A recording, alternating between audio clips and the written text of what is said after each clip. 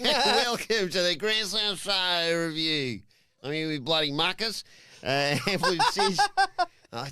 do it if I don't actually do the exact same wordage, so I'm just going to skip past all that. We're here to review Grand Slam Australia. Personally, more of a fan of the House Rules show over the weekend, but we'll get into that. Gents, what did you make of Grand Slam Australia? So you just completely abandoned the intro? Yeah, I said that's what I said. Oh, right, I thought you said... Oh, okay. I think you could do it in all Australian, by the way. I think you should do it right now. Okay. Yeah. Good. Anyway, so it's Grand Slam Australia review. Yeah. I'm here with the bloody muckers. All right, Hamflett and Sidgwick talk all about bloody what happened at the Weeko. We did bloody loads of podcasts, you know. We talk about bloody Dynamite. We talk about bloody Raw and Smackers. Smackers. He's got to Bristol now. Show bloody formerly known as NXT 2.0. Pay-per-views. Get your moolah, pay for that, don't you? And you get your Bloody Watch Your Show. Premium live events. That's like Roo-boxing in our country, of course, or whatever. And round tables and just chat to your muckers about that. And The accent has gone to his brain. We bloody sit down with people. We have a chat and we just put it on the bloody internet. It's called an interview, pal. Have you ever heard of it?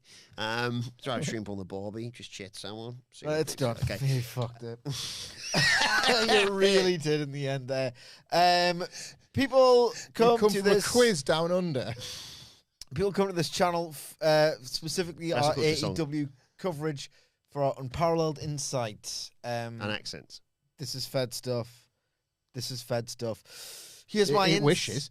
Here's my insight. Shut up, man. It doesn't. Here's my insight into Grand Slam Australia. I thought it was good, not great on the whole. You perfectly summarised the chat already. Thank you everyone joining us live on YouTube. Dark Magician writes, ready for the salient analysis on this 6 out of 10 show. Yeah, it was... I give it the biggin in the preview, saying, look, some of the pairings are uninspired. Some of the titles, if you really want to be a dickhead about it, and sometimes it's hard not to be, are meaningless, and therefore the matches held for them are meaningless. And what is the difference between this and a regular run-of-the-mill Dynamite if the thread that's keeping me watching for a meaningless title match is, oh, it'll be good. That's Dynamite. So I thought it was a 6 out of 10. And I know this is a common refrain. I know it's not exactly insightful, considering we promised this on the podcast. But my God, they need, AEW generally, desperately needs to get away from this Where the Best Wrestle initiative, branding, philosophy, whatever.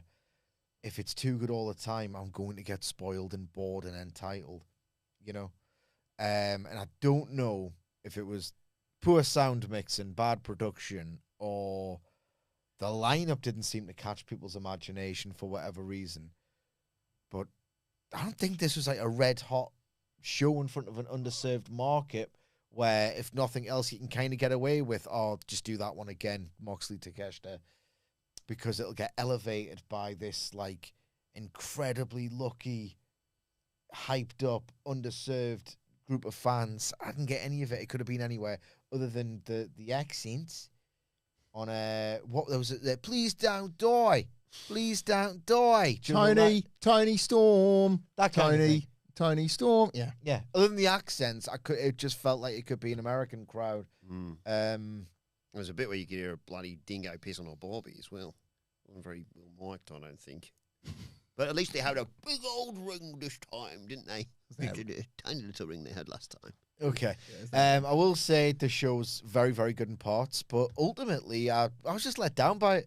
I was expecting a loud, vibrant, raucous show, especially considering they'd built a lot of these matches, well, some of these matches very, very well indeed, or at least a lot of the wrestlers in these matches have been sort of in great form and getting rave review. I don't know what the hell the problem was. Maybe it'll, and it wasn't that big one. It's a 6.5/7 out of 10 show. I just think that when your big selling point for your weekly TV show is still 7 years later, can't believe you get this quality of wrestling on TV. And I know that isn't, and I know that can be slightly reductive, but that's the emphasis. That is the most important thing. I mean, it is, the tagline is where the best wrestle. There's probably always going to be the feeling that something is lacking when you then promote a TV show for the express purpose of, realistically, oh, well, these are the bigger matches that are going to be great. So is that not what's on Wednesday to a degree, you know? Omega versus Swerve this week, haven't we? I mean, I will be in a better mood for that. Yes, but what I'm saying is... That's what I'm saying. Yeah, like on the whole, generally, it just feels like that. I feel like a lot of people from the response I saw online in this room and apparently in the chat is that what's missing? What was missing from this experience? And I think what's missing from this experience and increasingly the pay-per-views is that you can't expect anything more than what you get every single week. What was this? You meant to think because of the branding, the fact that they've toured, the fact that it's, in terms of the sequencing of how these stories unfold, this is meant to be one of the bigger deals, the more special shows. But the idea is there's nothing really special in AEW because they strive for this sort of greatness every single week. And you'll get burnout doing this. And I think you reach these conclusions after most pay-per-views, after this TV special of, something missing from that. The thing that's missing isn't missing. You get it every week. Am I making any sense? Yeah. Like to answer one of your questions there, it's like sort of what could it do? What is missing? I think it's so in service of satisfying a live crowd. This has come up quite a bit recently. We've been praising AEW's booking more in 2026 than we were in 2025. We're still broadly very positive about it. Same. And there's been a few Dynamites in particular where we've thought, this would be brilliant live. This would be absolutely fantastic live. But as a television thing, whether it be because the stakes are meaningless or the belts or whatever it is, it's just like, I can't be expected. Or you get too much of a good thing. Yeah, I can't be expected to give any more of this through the screen. But if I was in attendance, I would have a great time. So it's not anti-draw booking. Like the crowds are stabilised a bit as well. They're growing in certain markets, certain return markets. If you look at the WrestleTix, and I know this is anecdotal and dimly remembered, like it'll say last year this many people turned up, and this year like they're creeping up. Yeah, so they're like telling people through this TV show that you're going to have a good time, and then the people that attend the shows. I got an email from a listener, viewer, Ricardo, who very kindly emailed me to say he was at the show. He pictures of where his seats would look great. He said he had a brilliant time and was mentioning this was really loud, this was really loud. It's that usual thing of when you're in the crowd and it sounds loud. And I didn't want this to be another thing where we say, well, the crowd was pretty quiet, and then that thing of I was there and it was loud. It's always loud in your section, and loads of stuff was really well responded to. Kyle Fletcher came across after the shows top babyface. He was the one sent out to send the crowd home happy. So they've nailed a lot of that key stuff as a live experience. And increasingly, I feel like AEW is doing that, and it's to the benefit of to AEW to continue to do that, because the crowds do go up, because a show might sell you on buying a ticket for, say, if you're in the UK, like a Wembley. The idea is it's as good as a guarantee that you stand a chance of seeing the best match live in person that you're likely to see that year if you attend when AEW are in your town. That is in itself a reason to run these shows. But yeah, as a viewing experience, it was fine when it wasn't boring, but there was some times it was pretty boring. Yeah, no, I'm completely with you. And again, I just think that I advocated strongly towards the end of last year, and this goes for not just a little thing for the main event scene. Like you got Kenny and Swerve last week on Dynamite, for example. They got their talking, and as much as it pains me to say, out of the way, so you could go banger, banger, banger, banger. It's like Sheamus is booking it. Yeah. And they seem to get it and treat it like you have to do one, or let's get it out the way, and then everything else can be advanced either through in-ring action, which I would never want to go away, obviously, or some pre-tapes that no one remembers anything that's said in them. What was missing from this show was the sense of I'm truly hyped for these matches by the way that they have been built up, promoted on television now, because I would enjoy, you'd rid the chance to really enjoy them. By the time the bell rings, you can knock off a star in my head from the hype level before. You can add a star to a match before the bell sounds. AEW hasn't done enough to do that of late, especially for the opener here. Yeah, I was going to say that I don't know how you want to tackle the opener, because obviously Just tell us a result and we'll do the recap. you don't want to do the play it felt like they were there was 18, 19 minutes, and then obviously I get why they did it. Obviously with the whole like, and I did think the call was great, like the panic of like them saying 1 minute to go and 30 seconds, and you've got this madness of like an exploded suplex and a Death Rider for a near fall. Takeshita gets out of a second Death Rider DDT, headbutts. Moxley's like wobbled. There's blood coming down his face. Moxley hit a lariat for a near fall. Takeshita hit a forearm for a near fall. Knee strike to the back of the head. The time runs out though, and it goes to a draw. They brawl afterwards. Takeshita gave Moxley the raging fire. So this looks set to continue. Where Excalibur reminded us this can go 60 minutes for a Continental title match on pay-per-view. Apparently. All right. Okay. Have they just made that up as they've gone along, or I don't know. I just That'll wrote be it down. for the final of the Continental Classic. Ah, right, okay. Well, okay, whatever. This match, I was bored by it really for like 2/3, if not 3/4. And I think one of the problems with it was my investment in the characters, and I'm sorry, I know I sound like Michael Hayes, Raj Giri, Justin LeBar, that little boy. He is. Mr. Ass was great. I fucking grew up. But, like, Is WWE Gareth still a thing? I don't know. I'm not heard a lot from him. Like all this Bruce Pritchard, Bully Ray, Tommy Dreamer, Matt Hardy, like it's those idiots of like, well, characters and story, but at the end of the day, I was kind of more into the direction of Konosuke Takeshita about 3, 4, 5, 6 months ago. Now he's lost to Okada.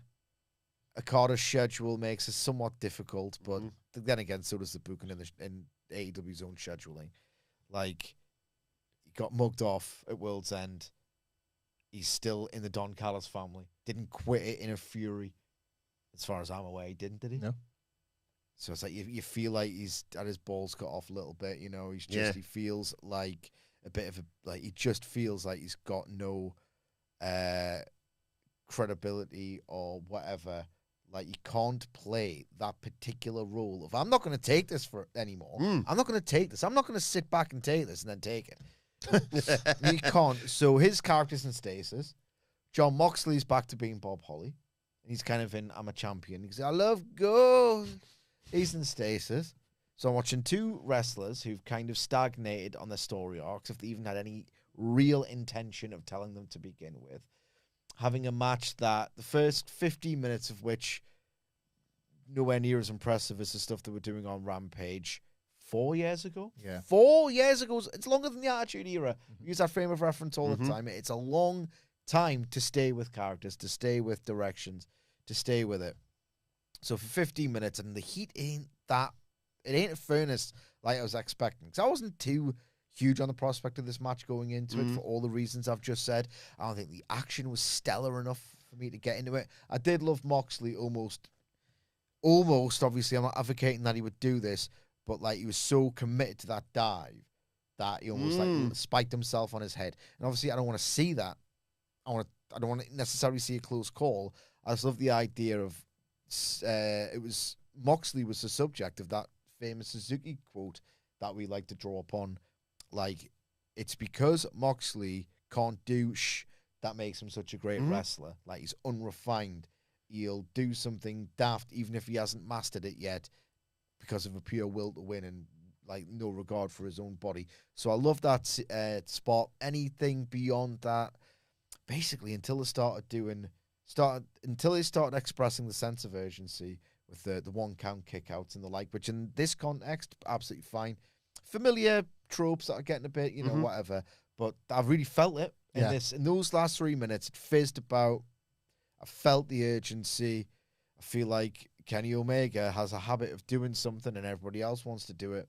I remember when I'm not saying he invented the 1 count kick out, but when he did it at Forbidden Door against Ospreay, he kind of popularized it all over again, and loads of them were at it. We saw a kick to the back of the head here. Yeah. I mean, just people like doing what Kenny does because it's amazing. And then the timing of that was lush. It was great. It was absolutely fantastic. Really well shot. Thought a lot about that. I loved how that was produced, that whole thing. It was all fantastic. Well, 20% of it was fantastic. And then when it ended, I'm like, God, a match that I don't think would have accomplished anything either way with a definitive winner or loser, such as where these wrestlers are.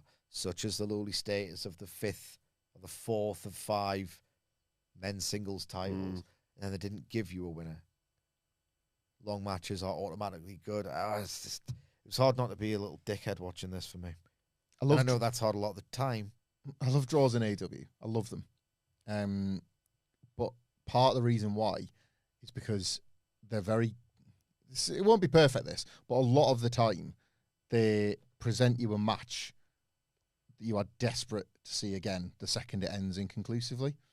And I had that for a split second because they did cast a spell on me in the last minute or so, but it was when I came to think about talking about it with yous, how little I would have to say about the vast majority of it. This was not... I use Darby Allin and Cody Rhodes quite a lot, but this was not that. I watched that match and was devastated with the draw / really excited to see them rematch it. It instantly felt like Saga pro wrestling booking that I wanted to see more of. This wasn't. I did like Takeshita. He's still in the Don Callis family. He's still in the black trunks, but he's been for a while now peppering back in that scintillating babyface stuff that he used to do that got him over in AEW in the first place. And none of that's by accident. He's obviously headed back to being a top babyface again. But it's also my favourite Takeshita. A middled babyface. A middle, yeah. And nobody ever gets to be as over as the once were babyface. That's what we've always called it. That's what everyone says. But that's my favourite stuff it is to watch. He was overnight sensation stuff in AEW, wasn't it, when you first saw Takeshita? Well, when I was first seeing Takeshita for the first time. So I've liked watching that creep back into his work, even when he's trying to do the tall, domineering, badass type stuff. Moxley was good.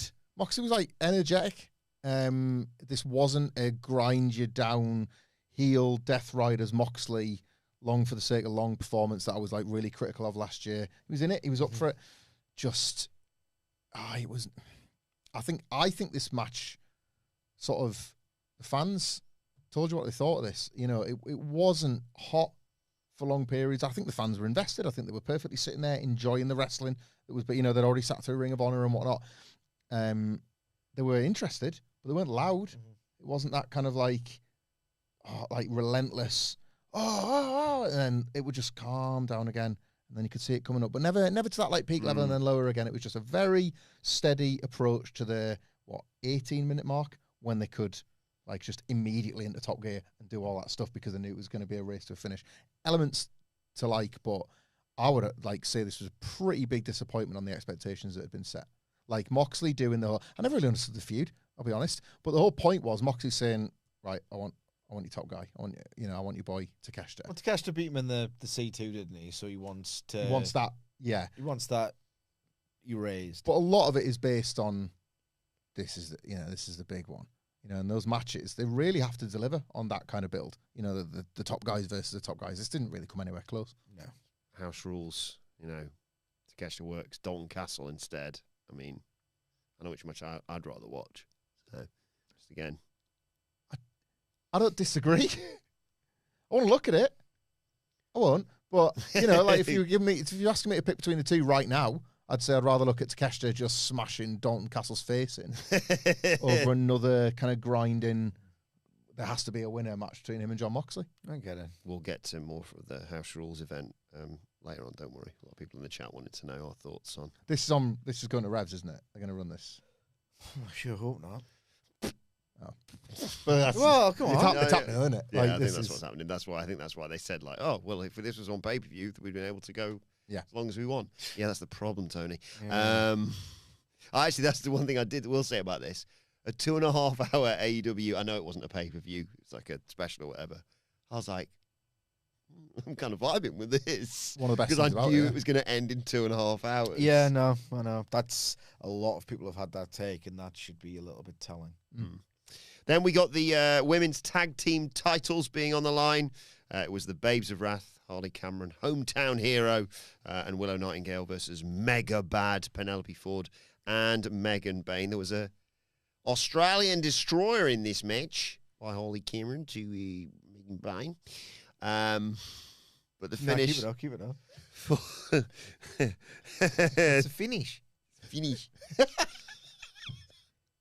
They're all brawling in the ring. Nightingale sends Bayne into Ford. Cameron and Nightingale a backpack senton for 2 on Megan Bayne. There's a Death Valley driver from Willow. Cameron missed a swanton.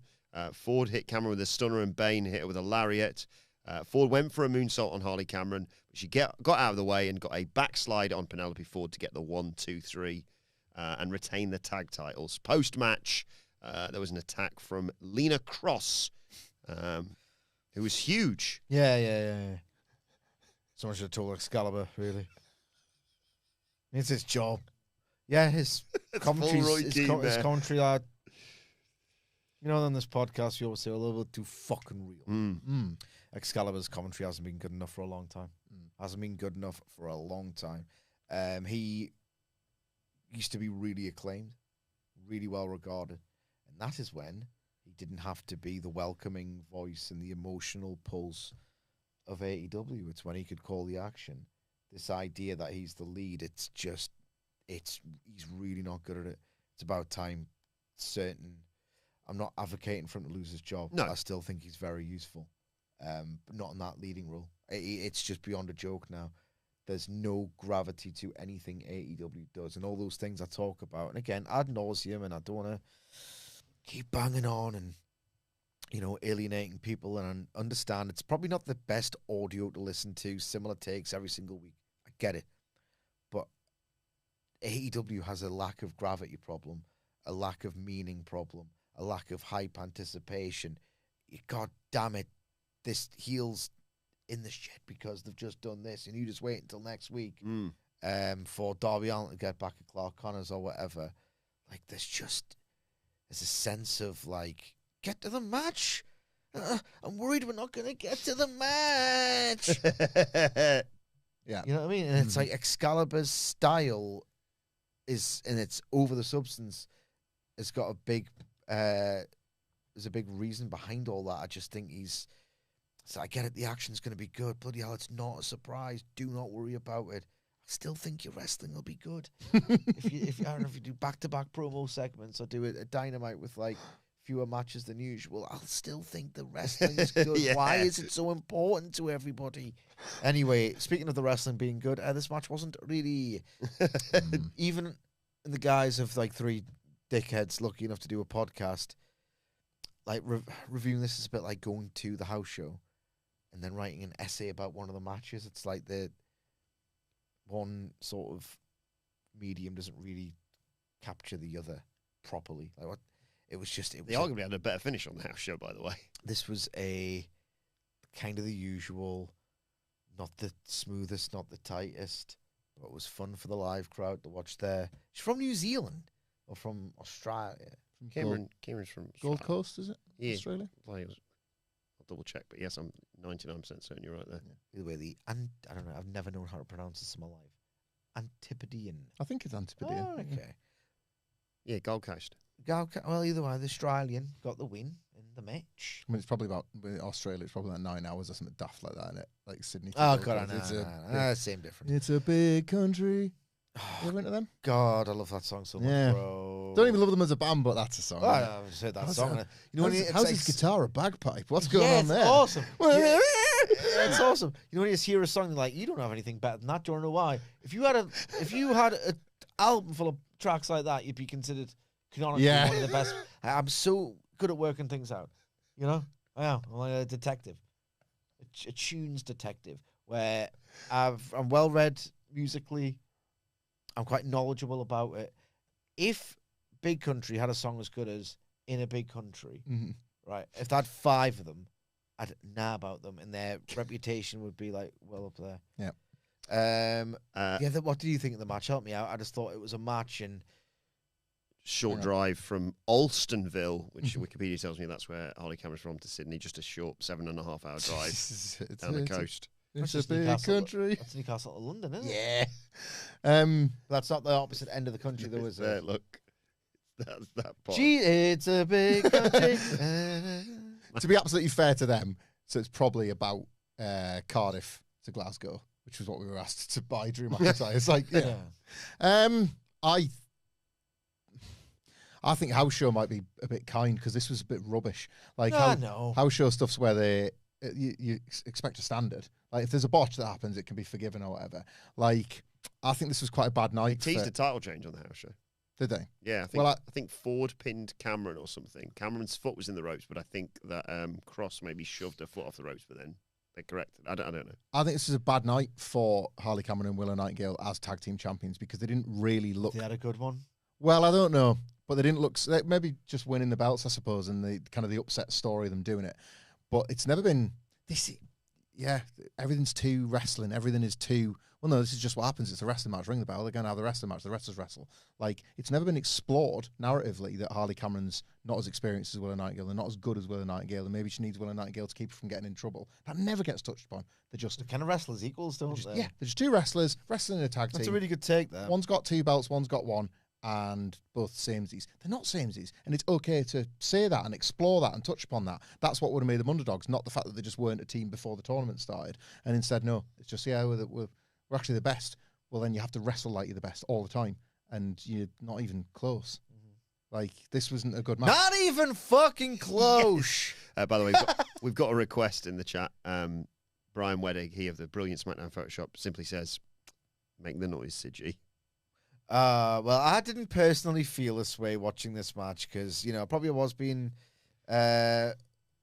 generous when I described this as just a house show match because it probably was a bit worse than sort of a polished routine, because house show evokes, just the same thing all the time, but done well. Yeah. And you do it all the time for a reason, don't you? So, yeah, I was generous and I was incorrect and I resent that. And also another thing is this, because of the standard of this match, right? I didn't really feel, sorry, but I didn't really feel warm and fuzzy in my tum-tum. I rarely do, to be fair. Yeah. Even different tums, different needs. Yeah, different tums, different needs. Usually when I'm getting to the noise. Usually, to be honest, I expressed happiness through defiant rage on Saturday night. When I was just happy being raging. Because we just, Newcastle United overcame a Mark Lee Willis-shaped injustice on He's Saturday in the chat. night. Hi to Mark. So Good night to be pro-robot. When I feel happy, I express it with, oh God, come on. Yes! Yes! I don't do it like the fans of Willow Nightingale and Harley Cameron are meant to do it, and that is, no. Harley Cameron, though, very talented individual, so much so that she does, wrestling, she does puppetry and ventriloquism and stuff like that, and she also does music, and she does the theme song for a former TNA act, in fact, called The Inspiration, who are now all elite. Better time than any than to ask you about this signing, which I've described as the greatest signing AEW has ever made. It's certainly better than CM Punk. It's going to go better than that. Won't have the same ramifications and company-altering repercussions. Here's the thing, right? Was it Murray I saw pitch some kind of thing where they get built up and built up and built up and built up and built up on telly and then get annihilated, and that's the bit, because there are people, right? Say the Iconics wrestle for 8 minutes on a Dynamite, which statistically is more likely than not. Yeah. Oh my God. Can press the button, mate. Say this happens, right? You'll still get an hour and 52 minutes of your precious great action. How you're not bored of it that much? You know what I mean? Like, people like it's like Henri on Carrasney. It's just like the icon. We've got some breaking news. And what is it? Goes, Tony Khan just signed the Iconics. And the idea is, oh my God! But here's the thing. Right, about that's the Photoshop right there. These two heads. Here's the thing. Oh my God! But do you know what this means? Don't you? Yeah. Now people are gutted. Like people are the heads are going. The emotions bursting out with them, like the blood starting to boil. But the Iconics, yes, I know. All go wrong. Can't wrestle. It's like, oh no, what are you gonna do? There's an hour and 52 minutes on Dynamite and 2 hours of Collision every single motherfucking week where you get to watch great wrestling. You know what I mean? Like, It could possibly care that one of them can't wrestle. Okay. Mm-hmm. Oh my God, there's one tag team who can't do it. Oh, no, but it's where the best wrestle. It's like you still get 3 hours and 52 minutes of it every single week. It's sometimes more with your 5-hour pay-per-view, so I think there'll be enough wrestling to go around. Please don't worry about it. Here's the thing about Murray's suggestion, though. Like, as much as I like it and as much as it would be funny and as much as, I mean, who cares? It's the inspiration. They're not going to be on, I know you care. If you cared so much, you'd watch them on TNA, so I actually don't believe that you do. Yeah, I did. I watched their final match, actually, in TNA. Yeah, I know that. The last dance, we're calling it. So, but the thing is, right, as much as I like that idea for Murray, and as much as that is clearly the best use of them, probably will get told to wrestle at AEW. Banger, please! I don't really do that, Tony. Did I stutter? Yeah, they probably will get made to wrestling and exposed for going out there too long. Did you go to wrestling school for that? We are complete dickheads, I'm sorry. But even if you get one bad match per show, maybe it looks... Imagine if this is the thing It'll that help ends the other ladies' stuff night. look really good. Imagine if this is the thing that ends ladies' night. won't They're be. like, we need to get a women's match and then a tag match on as well. Far be it for me to I'd Jeff. have a trios title with them and Harley Cameron, by the way, as well. I want to Jeff Jarrett's bitch for a second, right? He was trying to make a point when he dragged Satnam Singh out onto the stage and said, "Slow pan." He was really trying to illustrate that, like, wrestling should maximize stuff like, he's fucking huge. What are we doing here? Yeah. Right? That We've was got a problem. that was in his, like, DNA, literally, to, like, make people care about the fact that he is massive. And if you have a problem with him, like, look, like, don't have a problem with him. It's ultimately the point here. Like, do not have a problem with him. Do not have a personal issue with him, which, by the way, we will draw money with, because he is massive, right? It didn't work. But it was fun a few times watching Satnam Singh be massive. And he was a good heater for the Planet Jarrett stuff with Jay Lethal. You booked him as pure champion before, haven't you, Sidge? With Murray? Yeah, me and Murray booked the Satnam Singh Pure Championship. That would rule so hard. Yeah. Right? Who's getting that belt off him? Absolutely nobody. And I might give a shit about the Pure title for the first time ever. Like, and that is an invitational once a week. All the losers and J-Brones you can bring out of nowhere that Tony Khan liked once to just job to Satnam Singh. Fantastic.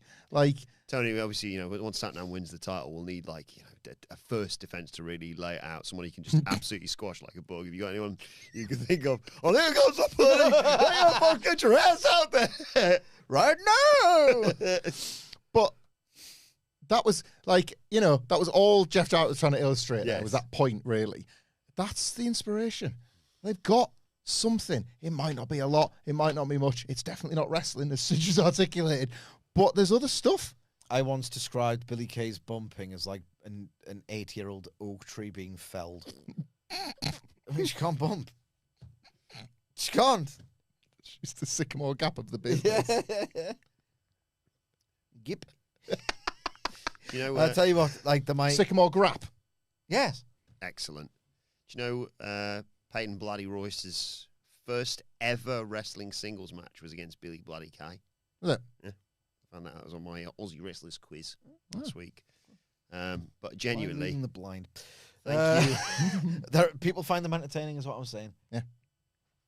You got a journalism for that? You gotta be joking me! Yeah, business just picked up on Wednesday nights. I got to say, I'm so happy about this. I'm really excited for Dynamite. People are unhappy because you're happy. Is the divide here? Yeah. They might compliment the show. We don't Yeah. know yet. We haven't seen it. And as I said, I was being facetious, but not really. That there's plenty of time for great wrestling. I think the Iconics are going to go 25 minutes. I'm not being funny. Chris Statlander can't get 25 minutes on a Dynamite. Yeah. I don't see the worry or the panic here. I think, It'll either work or it won't. You know.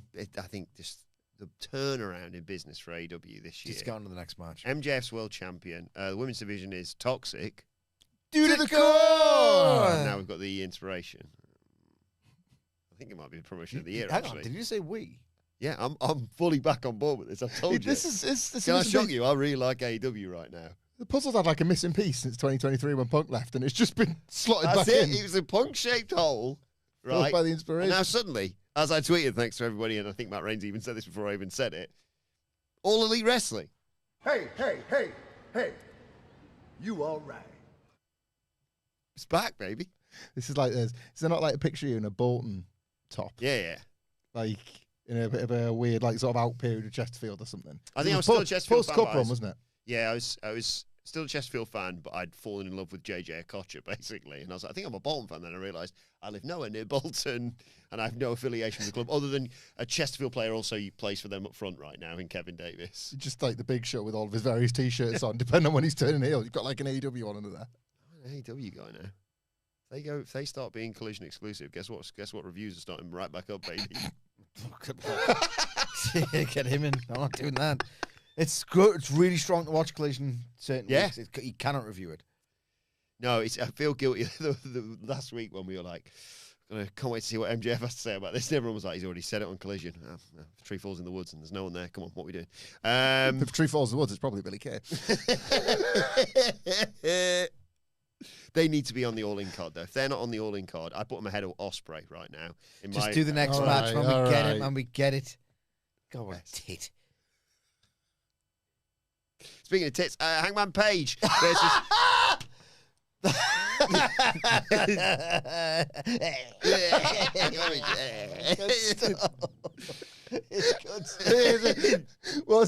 Cheers, tits. He loves it, doesn't he? He had a medium to not that great night, and Wilbourn skips into work. We'll get to your question soon, by the way. Honestly, he flows into the office. Not so great at the weekend for Mr. Page, was it now? Yeah, Hangman Page is the number one contender. Thoughts, gents? I thought this match was... Oh, God. I'm going to be like the one contrarian voice here, because I don't really have an interest in Hangman Page's character as a babyface, certainly at this level, so soon after Forbidden Door, so soon after a second world title reign. This is what you get when you get Andrade. You know, I think he's cool. I'm not quite on like the Andrade should be champion. No. But I feel like a bit of entertainment value has turned people's heads in AEW. Kind of what I've been saying for a while now. This is kind of what you get from Andrade. That I talk about the layer, right? The elusive layer of like what separates an unbelievable match from like a really good one, okay? And it's that layer of drama. Daniels, like all the greats had it. Like then there's different ways of accessing it as well. Like Kabashi with his incandescent fire could do like that big match drama incredibly well. Like Okada's pacing, where every last 5 minutes felt like this end-to-end FA Cup upset about to happen. Mm-hmm. Even when he was against like incredibly well-established opponents, he had that trick to be able to do it, you know. People have access to this layer, and they can just elevate the very good to like the classic. Like Danielson, you know, there's wrestlers who can do it now in AEW. MJF, Fletcher, you know. Yeah. Page. Like obviously Omega, Ospreay pretty much dominate this year. They are synonymous with that layer of, well, that's why they're there. That's why they are there. I don't think Andrade can do it.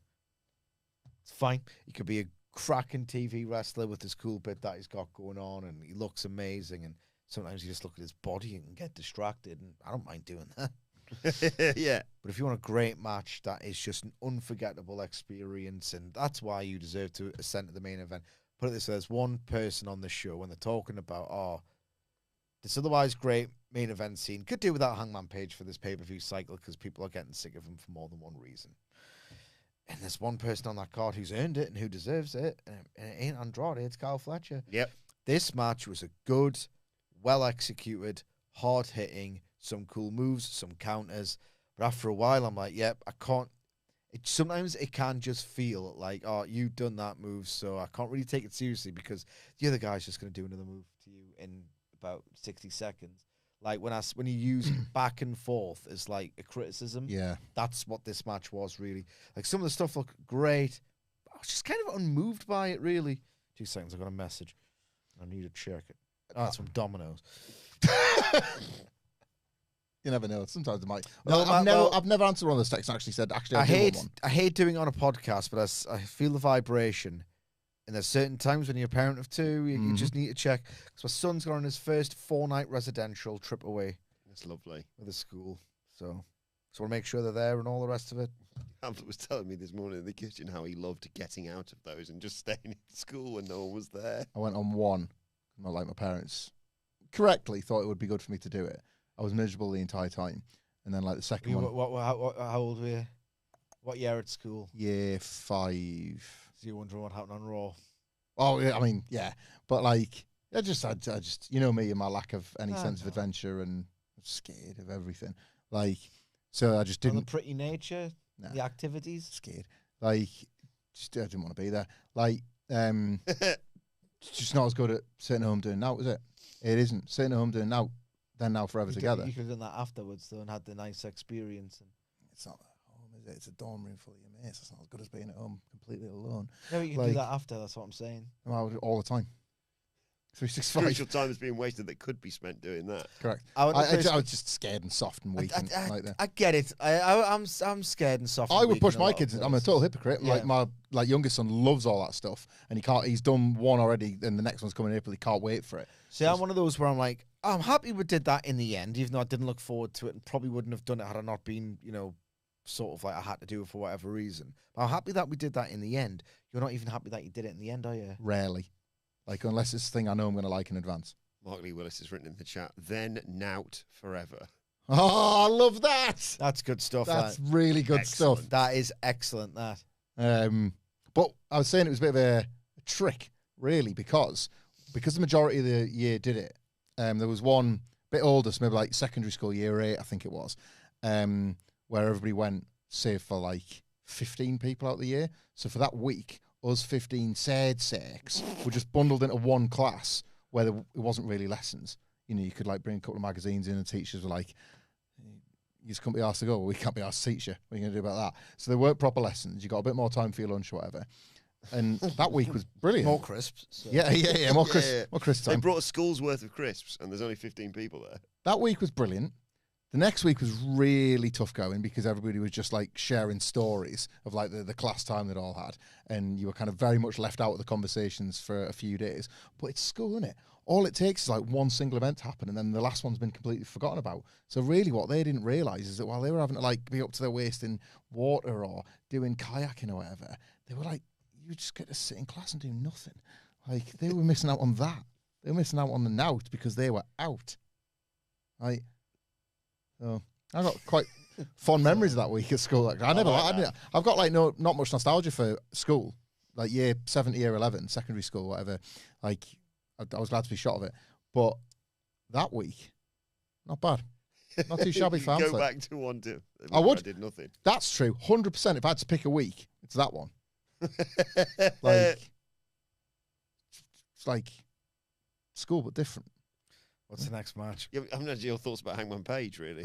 Hangman Page. The finish was, by the way, he kicked him in the cock as he tried to kick him. As Andrade tried to kick Hangman. Turnabout was fair play. Yeah. And then he hit the nice little link to Omega as well. The body of this match was really drab, and I would say it got there by the end because of that. Really, of big like the little bit of layering and the little bit of texture that was there with the finish. This is going to sound like I'm like kind of overstating Andrade's current status in all of this, right? I think I am less down on this show and less sad coming in to do this review about Grand Slam if Andrade wins. Genuinely. Like, what was it you said in the preview? Or we did another podcast. Like, say a lot of stuff. It is perfectly acceptable, especially when analysing AEW. I do it with WWE. I love WWE. But, like, it's perfectly acceptable with AEW to analyse and view and watch and enjoy the show as much for its booking patterns as for its fiction. And I was really, like, disappointed in the potential booking pattern ahead. Let it play out. MJF and Hanger are going to go face-to-face on Dynamite and have the chance of winning you over in 1 week, right? Right now, I'm sort of at the lowest ebb with the title picture that I've been all year. Yeah. Because Hangman Page won this. This would have, the result being the opposite, would have put me in a better mood with this entire show because I would have been pleased that they took the punt and decided to do the situational 1 month Andrade You know, because we keep talking about this. MJF's got to have a bunch. MJF and Don Callis as well, being like, "What are you planning, you little?" Yeah, he's got to have a bunch of opponents that he's got to beat realistically, because we're just in that phase of play with his title run. And Hangman's probably one of them. Andrade would have been a more interesting one for this specific period of his time as champion. The role reversal of MJF, not necessarily because he's the champion, obviously, but running the gauntlet of the Don Callis family. Yeah.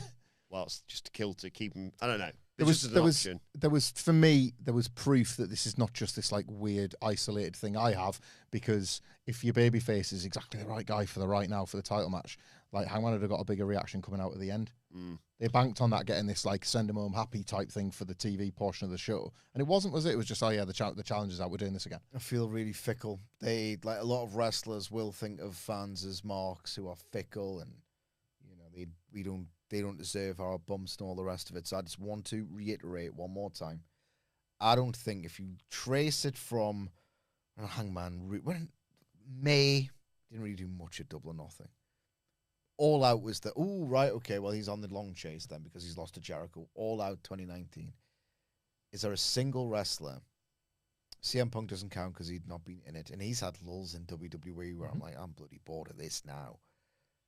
I don't think there's a single wrestler who's had as few lulls, and in terms of pure fiction and character work and detail and just in-ring brilliance, who's been as consistently great and interesting to follow as Hangman Page in this new wrestling war era. In terms of pure fiction, obviously contributed to the discourse cycle, with Brawl Out and all that. But in terms of, and we talk about all the time, it's impossible. There needs to be an off-season. Jump should happen. Guess what? We're bored of jumps now. Like, it's just, when it's every single week, non-stop. It is 7 years. 7 years. 7 years. He's done an incredible job. He's done an unbelievable job. He was episodic TV proof. No one is, and he was for the longest time. And I know he's had a few hiatuses every now and then. It's a suspension here. God tier long terms with Kenny and with Swerve. Yeah. That's incredible. Year plus long, like massive spanning multiple feud Guy's stories. been unbelievable. Nothing ever lasts forever, and we're in that stage of the career now. And it's the fact that now that he's at his most, you could have a break from him for a while. He's in another high. He's in another big spot. So, shocking, but that is the way the cookie crumbles. Might be a bit of a. Everyone says that, and everyone says it like that. They do say it like that, yeah. It genuinely might be a bit of a blessing in disguise that he loses this and then goes away for a bit, so we can have him back in time for like All In. We don't have ownership of Hangman Page. You nasty to him. He means the Team AEW. Team AEW, pal. What's next? Well, very quickly, I just want to read this from the lovely Mimi Burris in the chat. I remember my whole animal behaviour class went to the zoo, and I got out of it by saying I'm allergic and got to spend the rest of the class snacking and watching a Rumble on my phone. Best day at high school. That sounds unbelievable. That makes me feel old as shit. If you were in high school watching stuff on a smartphone. Oh, that's true. We were still getting that the big block TV that's somehow heavier than a couch. Wheeled in on top of a tower to watch a Jim Carrey film. But they were the best days, weren't they? That you would have loved that. Yeah. That telly getting wheeled in. Not the best days, though. Like, yeah, it's just watching telly, though. You mean the best school days? Yeah. Well, but yeah, the best school days. the telly getting wheeled in at school. Come on. I mean, that was pretty good, to be magic, honest. Wasn't it? I don't know. The best days at school, and again, like, I don't have one. I'm not like, I remember school days now. Really, it was when something came up where you weren't supposed to laugh at it, but it was too funny not to laugh at, and just there's a specific type of like super goofed up, hormonal, stupid teenage boy school laughter. I'm like, you can't laugh at that, and then like your mates are like, just give you the look. yeah, it's just like, nah, it's better than tell you that. That's it. It's a high. There's once when English, and like, you know what, I'm very attuned to vibes and tones and circumstances, so I know when I can guess quite accurately when someone's in a mood or whatever, and we're all just like having a laugh and goofing off. I have another friend like this as well, and like an incredibly mild-mannered, suspiciously mild-mannered English teacher. And I was like, oh my God. Yeah, he's a powder keg. He's about to go mental. And he was like, like Eddie Kingston. See, a bullshit can be wrestling related at Everything times. can be wrestling, Sid. Of course, I know, but no, that shouldn't be. That's what I'm saying, though. It shouldn't be. This one thing can be, though, because it's me. It's different. So Eddie Kingston is like like face to face with CM Punk infamously, and it's one of the best things AEW's ever done.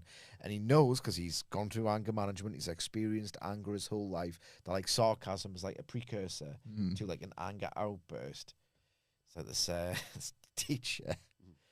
Well, it's like it's in English, and like he's doing some kind of drama thing. We're in a circle for whatever reason. He's going,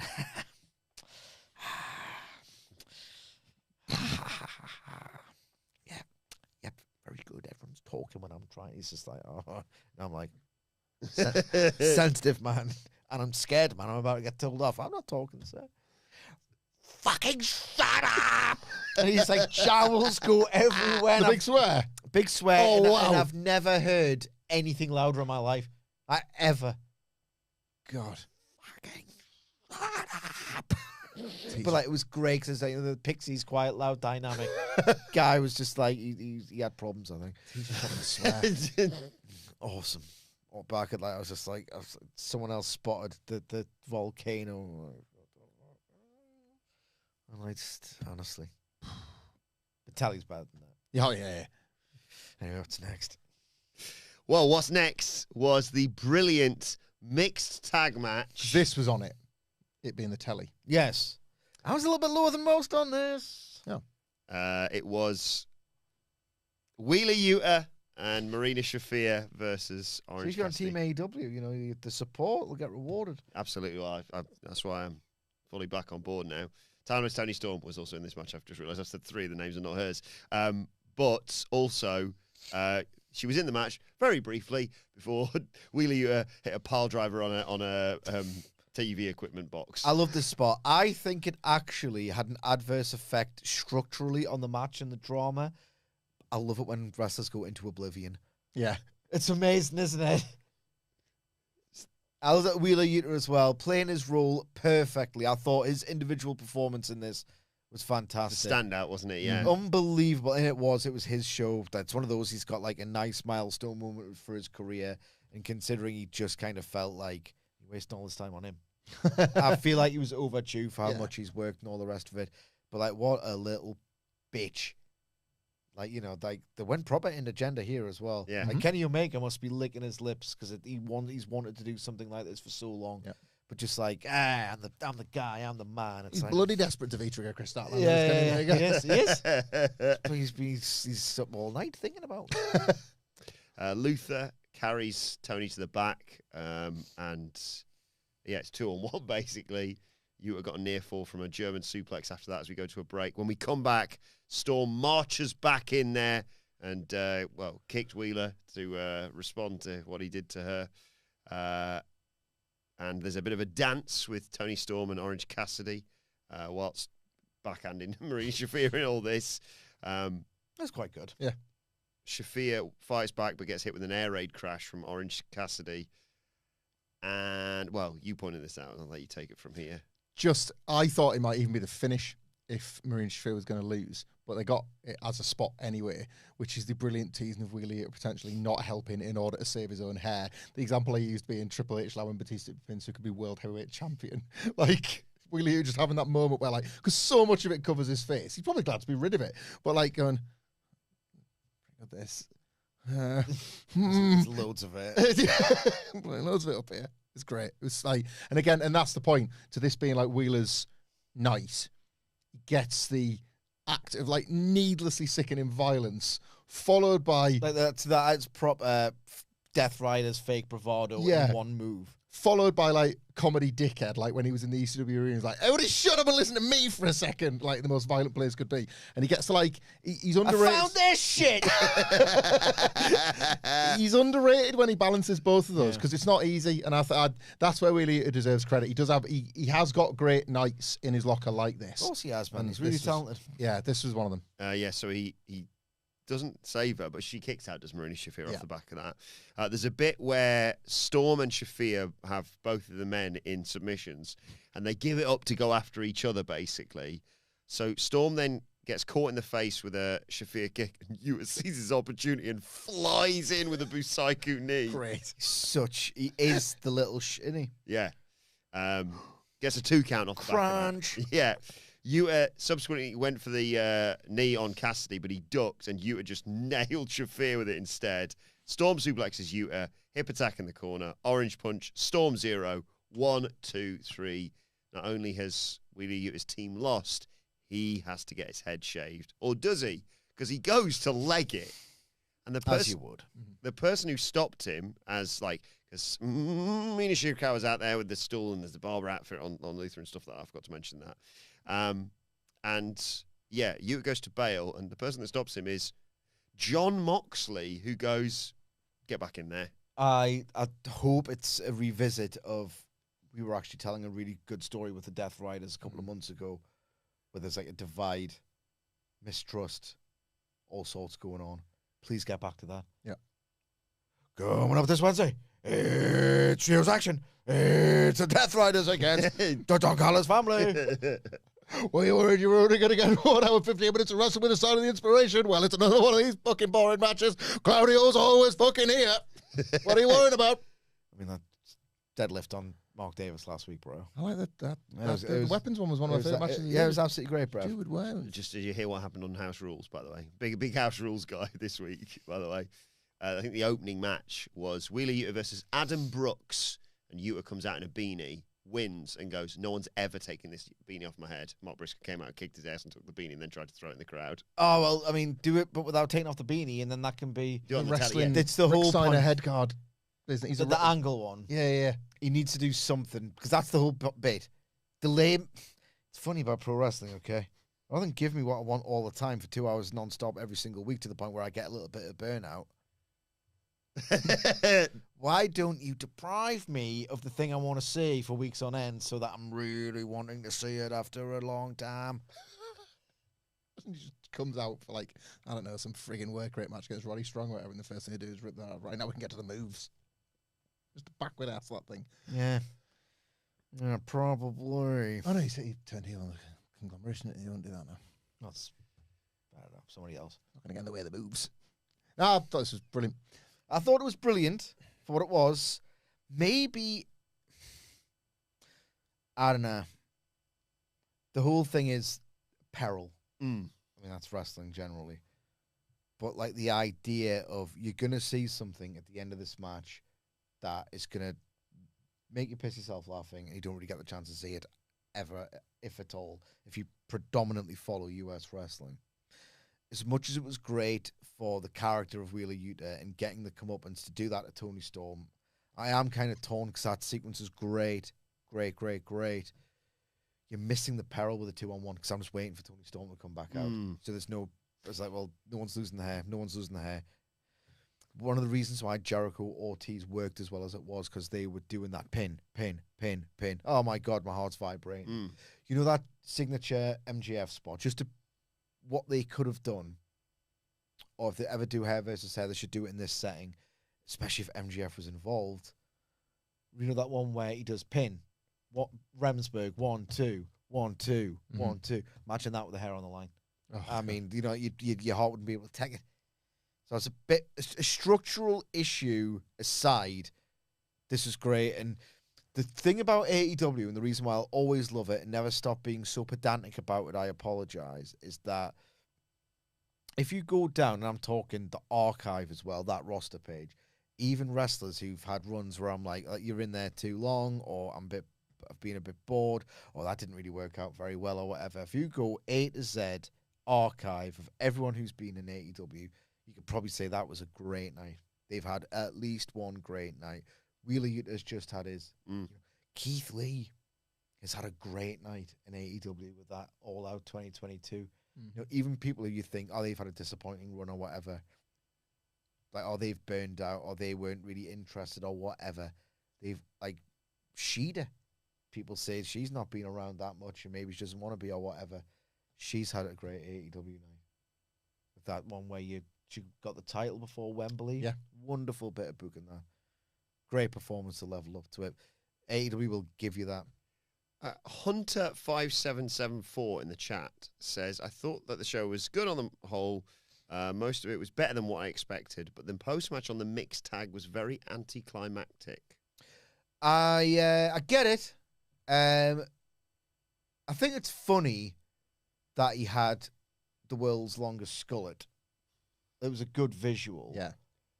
But was that the design, or was it, we need, there's a ladder! There's a ladder match next! Do you know? Should they have gone the whole hog there and then? The reality is, we don't like to put him over, not least in that particular match and those circumstances. But the best one ever of these was Vince McMahon, because the guy's leaving bald. And there's been more hair stipulations that have had to be tied up in the back than actually delivered out front. He got baked. Yeah. Like, it's... facial expressions during that, I mean... Do you know what? I get that criticism, right, for the haircut point of it, but I was going to praise whether it was him and his performance of it or just my own experience of it. I really enjoyed watching John Moxley during all that. It was nice to see him back in, like, the levity corner of AEW. He's somebody that actually welcome to make that noise once in a while. Oh. Because he has gone so far the other way. Moxley was half decent. It was part of his charm, wasn't it? Is that he could actually see the merit of that in small doses and in the right amount. He would never lean too far into it. His exact words were, I regret, well, I'm paraphrasing, but I'm using one specific word. I regret showing WWE that I had a shred of comedic timing, because he knows the shred's important. Yeah. He's got, like, he made, like, he was doing the right facials as he was getting his hair cut about, like, when to, like, he even sort of sold Tony Storm cavorting in the hair. Like, gosh, she weird, isn't she? But, like, he's a bit too tied and long in the tooth to, like, fight everybody in the company for every single mistake they make now. So he's just like, yeah, well, I got to live and let live with this dickhead. Like, I don't know, he's very expressive. Yeah, nice. I forget that when he's going so, BCC. He's like the best version of a Triple H. Yeah, yes. You could be amazing all the time if you wanted. You probably could, but you've got that ego, that facade. Like, Moxley's got that Triple H in him of, I need to be a hard badass. It's wrestling. Grr. Then we had the TNT Championship match, a ladder match. Match 7 between Mark Briscoe and Kyle Fletcher. I've seen you glanced at it. Are we on the right page? No. We're going to need it, aren't we? Because... Oh my God. Jeez. So psychotic. They went to the floor within the first minute, basically. Briscoe hit Fletcher with a somersault cannonball. There's a half and half suplex. Early on, though, Kyle Fletcher, having just come off a ladder with a moonsault, lawn darts Briscoe headfirst into the top of a ladder. It looked absolutely gross. Yeah! They don't need to blade for that. He's just got his head caved in. Yeah. That took us to a break. And there's a ladder bridge set up on the floor. Fletcher falls onto it, and then Briscoe froggy bows onto the ladder, which doesn't break. Nice. Yee. Fletcher's bleeding as well at this point. Mark Briscoe goes up for the belt, but Fletcher catches him and powerbombs Briscoe off the ladder through another ladder. Yeah! I feel like every note I've made here is just, and then this happened through a ladder. Because there's another ladder bridge set up in the ring between a ladder and the turnbuckles. Briscoe bites Fletcher's head and yells, "It tastes like shrimp on a barbie." Australia. And Briscoe then put Fletcher through the ladder bridge with a J driller. Yeah. Briscoe climbs the ladder. He's got his hand on the belt. Fletcher catches up to him and hits a twisting brainbuster off the top of the ladder. Oh my God. That's one of the most deranged spots I've ever seen. Yeah. And you don't need to go through the ladder. He's killed him out there. Yeah, I mean, I was terrified. That was absolutely terrified. Tip over the top is like... No one's holding the ladder as well. Nobody's holding nothing. Yeah. Mark Briscoe's not even posting himself on the ladder when he's like... Tuck. That's my internal monologue. Tuck. You know, when the roller coaster goes over the lip of the hill, but it's not yet dropped to that, and it feels like it takes an eternity as a result, that like arch of that suplex into the brainbuster as he's like, Because you know it's not suplex. Yeah. You know it's he's dropping on his head when they finally created the ground. Unbelievable! Like this was unbelievable. The physical timing of that spot was it had to be sensational. It had to be. Fletcher climbs, Briscoe survives, somehow goes up after him.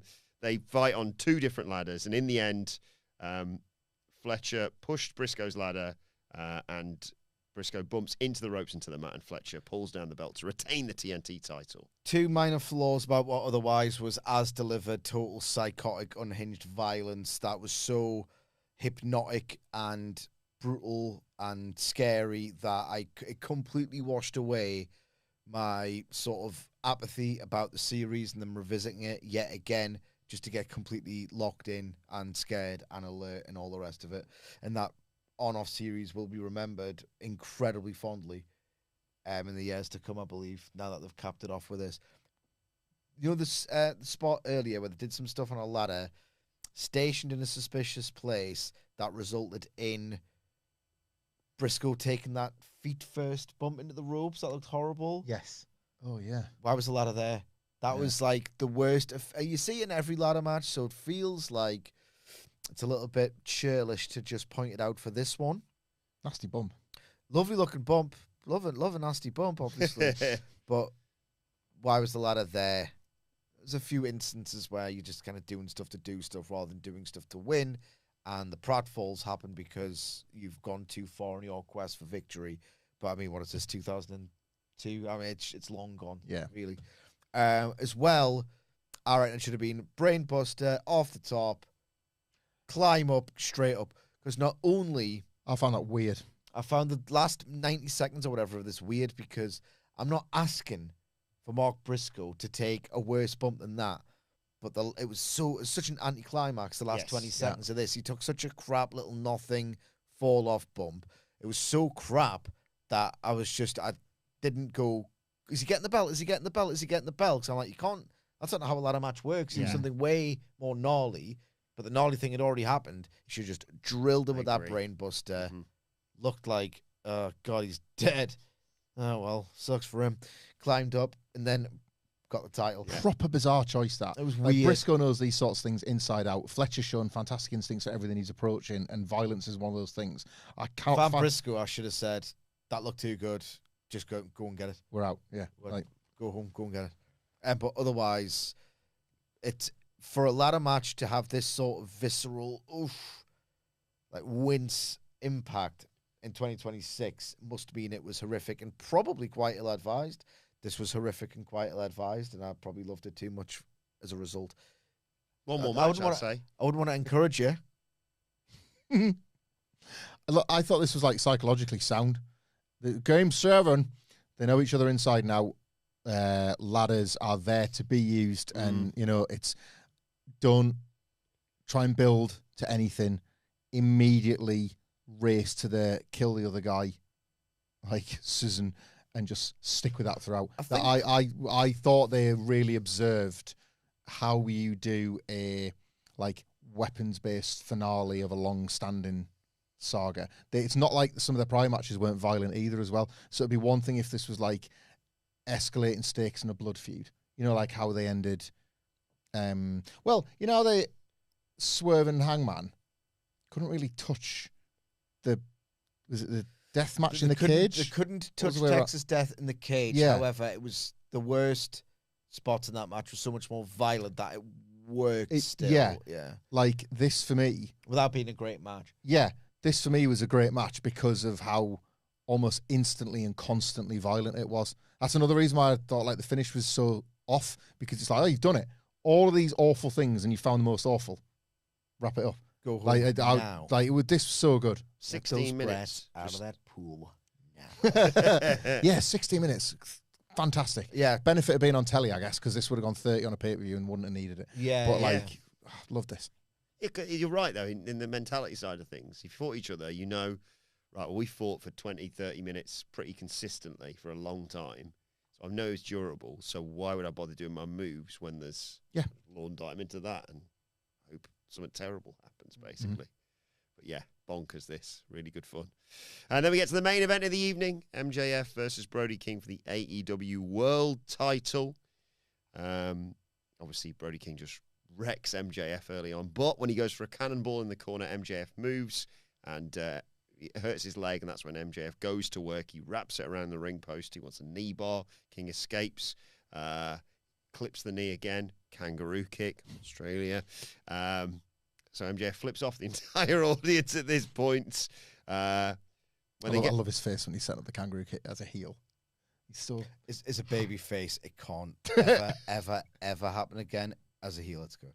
There's another layer to it as well. Yeah. It was really clever. Oh, look, he's got this back. Yeah. MJF got a knee bar, but King had to get to the ropes. When we came back from the break, King kicked MJF out the ring and hit a tope. MJF goes for a clothesline. Brody King just no-sells it. He also hit MJF with a big back body drop, which is a big. That's where you shave your head. Shave your head as you're being body dropped. Super dangerous. Because that was the spot. I was trying to remember the spot where you get the you know what, from MJF as he's mid-move. I loved that. Another attempt at a cannonball. MJF rolls out the way, but King stopped himself and caught MJF with a sleeper. MJF just sort of accepts it at this point, slumps to the floor. MJF gets set up on a chair. King just squishes him with a crossbody. King does hit the cannonball in the corner when they get back in the ring, but MJF kicks out at 2. King goes for the Gonzo bomb. MJF slips out of it, though, gets a sleeper. Looks like Brody King's going out. They do the arm check, but Bandito's out there for his mate, and King fires back up at the third one and falls back with MJF on his back, and MJF spills out to the floor. King runs for a dive, but MJF catches him, hits a reverse hanging DDT, sending him into the edge of the ring apron. But MJF, as he goes for a dive, gets caught and sent into the barricade with a Death Valley driver. They're both down. King is all right to get back in the ring, but realizes, can't win this out on a count out. So drags MJF back in the ring. MJF goes in his tights, puts on the beautiful diamond ring, goes to use it, but Bryce Remsburg, the referee, catches him. They argue. King nails MJF with a right hand. Again, King chokes him out, unconscious, and he hits MJF when they get back in the ring with the Gonzo bomb, but MJF kicks out at 2. King charges at MJF. He drops down, trips King into the ropes. He goes after the knee again, goes after the knee brace, bites his knee after removing all the protection. King wants a Gonzo bomb on the apron, but he can't do it. He can't get MJF up. So instead, he goes for the hanging choke while sitting on the turnbuckle, but MJF breaks that up by going after the knee, which is right at head height for him now. And then he pulls King into a tombstone, drives him into the ring apron, gets a heat seeker, and gets the 1, 2, 3. I thought this match was far more useful than like really gripping and entertaining and dramatic. And I'll try and explain what I mean by that. I didn't have the experience of, God, this is an absolutely fantastic pro wrestling match. Because I think it was like such a strange and challenging dynamic that I'm quite impressed that they went for it in the first place as a choice. What we mean by useful is that, what's always going to happen in these situations is that if the babyface has got a bit of hype about them, doesn't win, it's considered a disgrace or a bit of bad booking or whatever. You do that all the time, then you're going to just end up with a Vince Russo product, where nothing means anything and you switch it around constantly. Sometimes you have to find a way to heat up the heel if they're going to have a decent-sized title reign, right? And that's what they did here. So what I liked about it, without being completely on the hook for it, I thought it was a little bit sludgy in places, and I don't know. It's always going to be hard when you've got a guy like Brody King whose main asset is like scenery destruction, power moves. Looks like he's taken 3 inches off your height with that Gonzo bomb. Yeah, like a spectacle guy, right? When you're adding a human layer with the selling to someone like Brody King, it's a bit dissonant. You're not used to it, so it's a bit difficult, right? If it is in fact a good idea on the whole to have Brody King do a match where he sells a lot, or proves that he can do a match where he can sell a lot in with a view to maybe giving him something more substantial to do. I thought his selling was tremendous.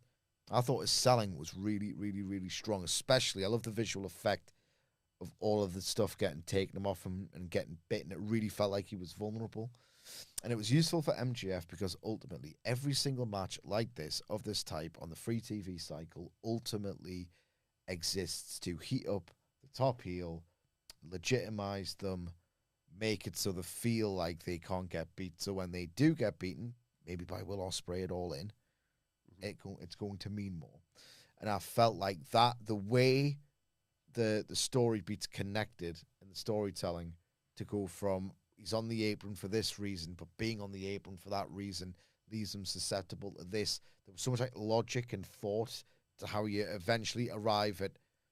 You were told in this match, MJF gives Brody King a tombstone. You're going to think, well, that's going to be ridiculous. They couldn't have thought of a more clever way to do that. Yeah. And in thinking of such a clever way to do it, you have ultimately, and this is what the match exists to do, amid all the should be a new champion or whatever, the match exists to legitimize MJF as your top heel. And they've made him seem like a really cunning in-ring strategist. I thought it was clever. It was clever. I liked it way more in the ideation phase and how they put it together than the experience of watching it, if that makes any sense. Well, again, it goes a little bit back to booking patterns, isn't it? You're thinking of MJF as a heel champion and the continuation of that more than you are Brody King's next move. Like I would have put more flair into the Brody King domination at the beginning.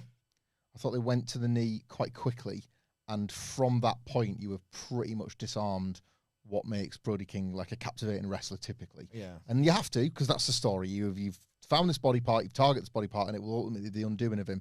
It should have felt like, oh no, he was going to kill him in record time sort of deal. That, and maybe that directly, because it would then borrow from the TV element of the story.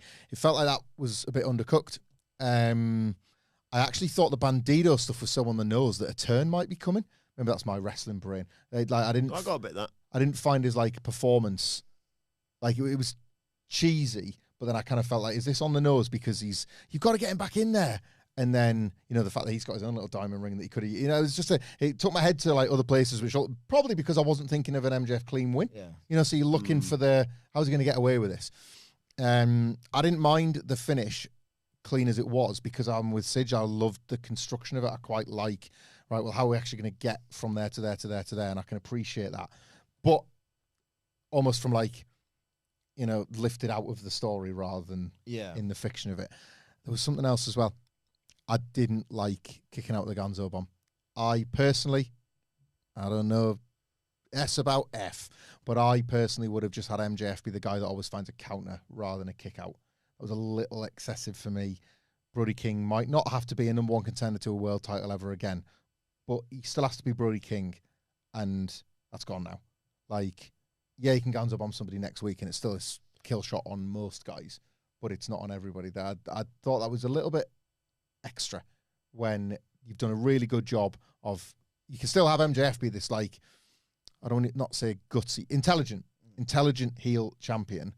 I'm not sure what that offers, other than if MJF is always thinking so long term that he's thinking about at some point they're going to want to love me again, and they've got to remember that I'm a guy that can survive a lot of stuff. John Moxley gets to do it, so why shouldn't I?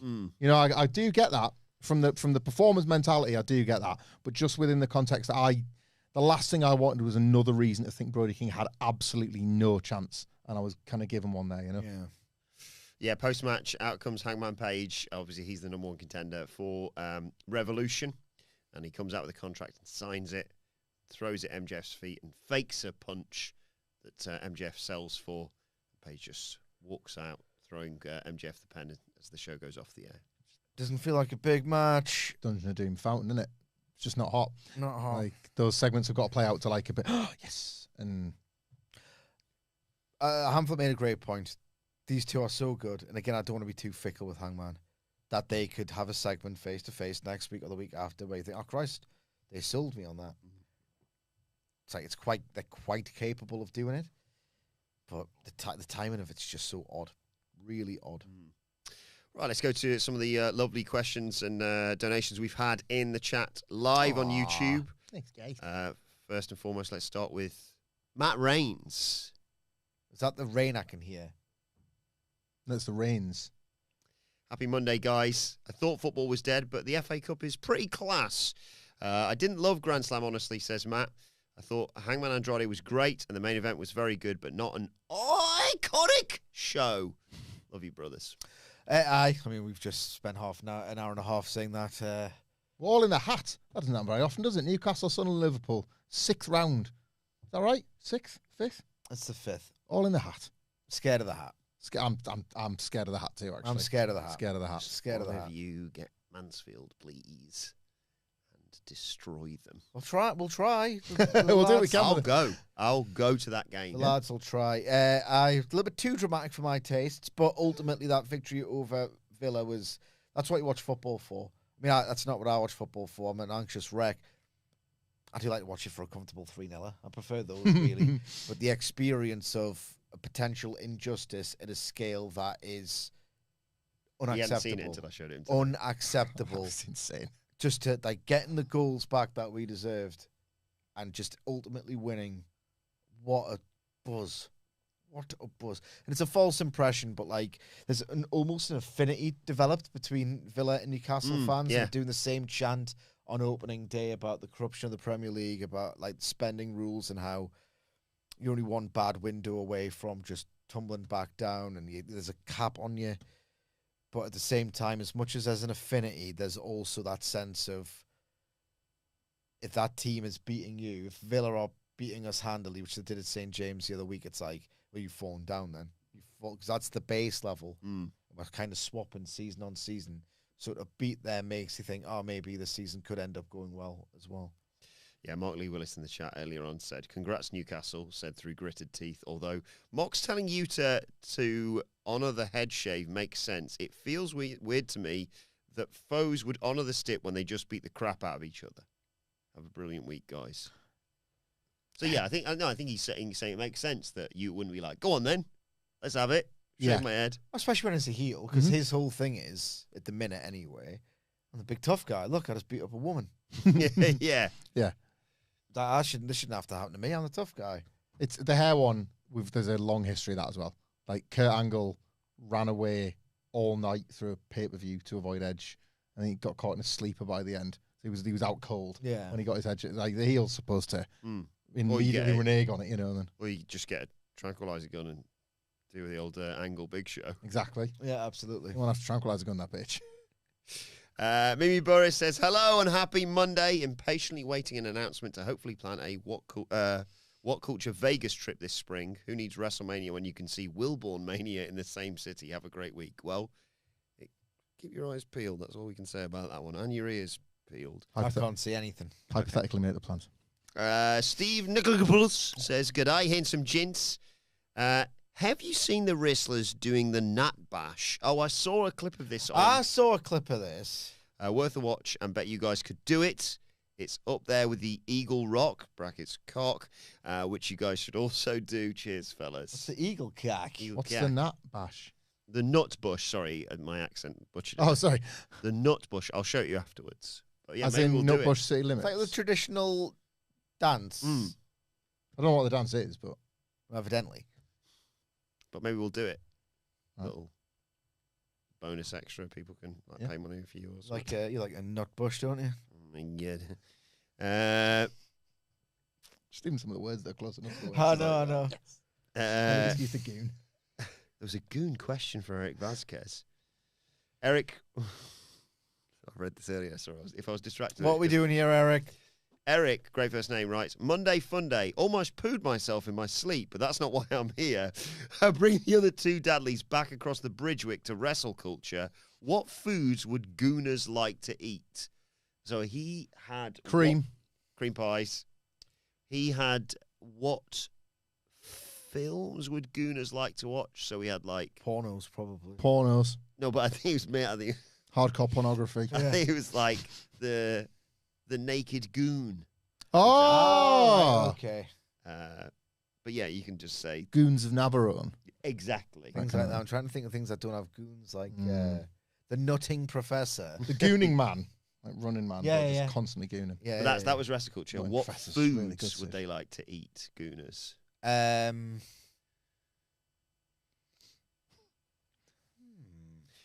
Jamblot. Good. Yeah. Yeah. Nut roast. Good. Yeah. I haven't got one. I'll work on it. I'm sorry, everybody. Clams, which is also a food, but also a pun on yams. Just funny. If you're in Scotland, Jizzy Juice. They call it Yes. fizzy juice. Juice. Do you know what bothers me about that fizzy Sounds juice like thing? a fucking 4-year-old. Yeah, They would call it. It's not just. And Now some fizzy juice, please, Dad. I'm It's gonna- Pop. I'm going to sound like I'm picking on Murray here, but it's not just him. It's not right? just him, but it is him as well. Like when you have that conversation, they give you the pop. It's automatic pick. Yeah, fizzy juice, and you're coming at me for pop, which is what a bubble does. Like the fizzy juice. It does sound like that's something like, can I have one of those fizzy juices, please? Yes, my 4-year-old child, when you were 4, you may. You've been promoted from regular juice. Because I to know it's fizzy. not healthy for you, but you've worn down my resistance long ago. It's 4 p.m. An angry wank. A hot cross cum. Is that anything? Why not? It's almost Easter. So Hobnob. yeah.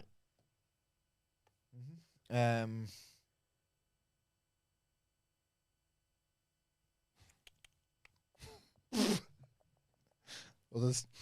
Minjin dumplings. Yeah. Why not? You'd eat that, wouldn't you? Dumplings. Yeah. This old hearty Uh, plate of Minjin dumplings. Spaghetti bolognese. That's what James calls it. Does He he? thinks he's funny when he says it. Yeah, he he's is. correct. He Yeah, is, that's he is. great. It's one of those where, you know, when you're a kid and you want to swear, but Mm-hmm. find a way to get away with it. Eric also has just responded. Gooners probably love a quick box dinner. I know I do. Maybe on a tray. Scott Warren has just written fishy fingers. So, excellent, Scott. God. It's year 11 banter. We're not beating the accusations. Quasi A says, "Hey lads, following the replace Triple H chat on the Raw preview, would you rather see TK book the road to WrestleMania or Triple H book the road to All In?" I want to see if Tony Khan would covertly, no one knows, book the road to WrestleMania, and people love it, Oh, it'd be funny, wouldn't it? and then you just get the reveal. Yeah, like I think that's a good question, and I'm not fence sitting when I say this, but I actually think both would work. Nah, one of them would work. Gameski to All In. Like Tony Khan has got a WrestleMania in him because that last year's All In was stuff for dreams. That's exactly how a Mania should feel. He knows how. Remember how badly a lot of WrestleManias have been booked. Yeah. I think Tony Khan could smoke it, quite frankly. But then, like, All In 2023, come on, Triple H would sort that shit right out. Like, you are getting your Kenny Omega singles match of that, I promise you. What if Kenny Omega doesn't want to lose to someone and Triple H would go, okay, boss? That would be an issue. Because But you know why? He's a bitch, that's why. actually, that would be the one problem Triple H would have, is that, like, Kenny Omega would have to say, it's nothing personal, Paul. Can I call you Paul? But I'm better than 99% of your roster. So, like...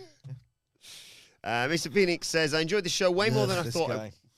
Enjoyed this show way more than I thought I would. Mixed tag was the highlight. Mox being the tired dad of the Death Riders, taking Shaggy Dog Utah back to the ring for his consequences. Cracked me up. Enjoying a nice family day. It's Family Day in Canada today.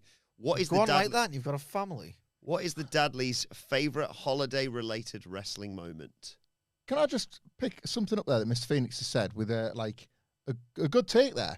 John Moxley is the dad, and Marina Shafir is like the mom because she was holding his hand while he was in the chair, and that's what you do with your kid, isn't it? Like the barbers is scary bit, or it was for my kids anyway. Scary business the first time, really stressful for a while, and it's like a real achievement when they've had the first barbershop haircut. Because you always get the tuft at the back, don't they? You have to get that The clippers, the scissors, there could be all sorts of sensitivities to noises, all that kind of thing. Like, That's the mom and dad forcing like baby Yuta.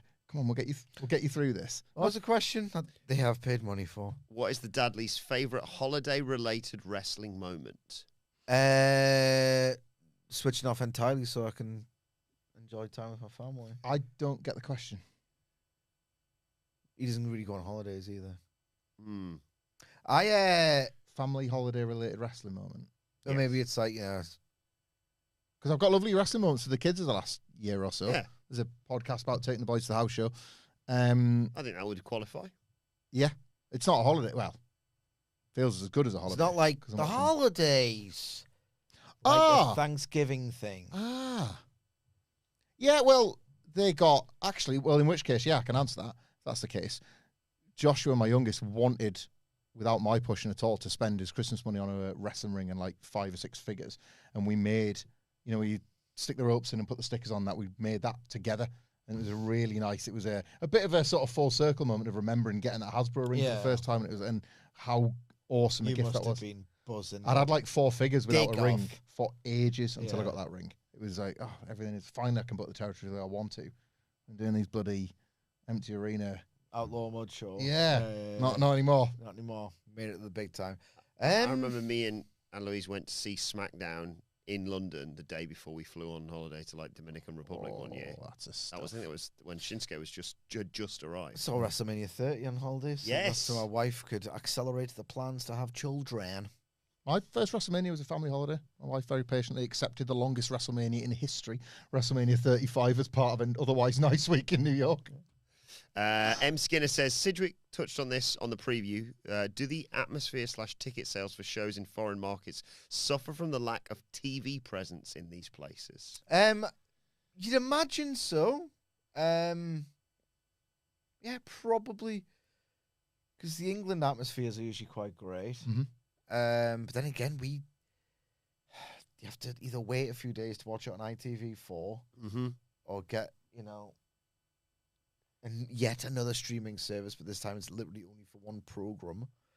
So yeah, potentially, I'd know maybe when they've sat with the reality of how Hangman Page is going to win or Moxley's going to wrestle a long match, I'd know maybe it just feels a little bit like, oh, it's good, but it's not amazing, is it? Data has to support where they go, doesn't it? Like Tony Khan's a data guy. Like I know the TV in Australia is not great, weird. It is weird, this Australia thing. But maybe they're looking at like other data and they're able to find people that are using VPNs or are using other ways to, and they have made judgment calls off the back of that to say, no, we're confident there's an audience there, because that's twice now in 2 years for a market that otherwise looks like it wasn't going to be what they needed. The stadium couldn't be filled, could it, the first time, but they're not even bothered going big. They've just been sensible with this, and they've got 2 shows out of it. So they must know stuff. There's loads of other countries. That's one for Meltzer or Brandon Thurston. Yeah. Like, if you think about the places they haven't been when wrestling's been opened. Yeah, ask for more sexual puns on other things that aren't sexual, please. Mem Birdman simply writes from our chat earlier, people hate the inspiration being all elite. You got to be joking me. Mostly I'm happy because Wilbourn is. Have a good week, legends. Thank you for that, Mem Birdman. And Eric's back. Eric Vasquez says, I just want to make sure Hamflett is fed well here. Am I valid in calling Giant Gonzalez my great Carly? He just entertains me. I think he won me over by mocking Hogan and forearm taker in the cucumber. 100%. Like, I'm big in favour of big lads who stink. Like, He loves them.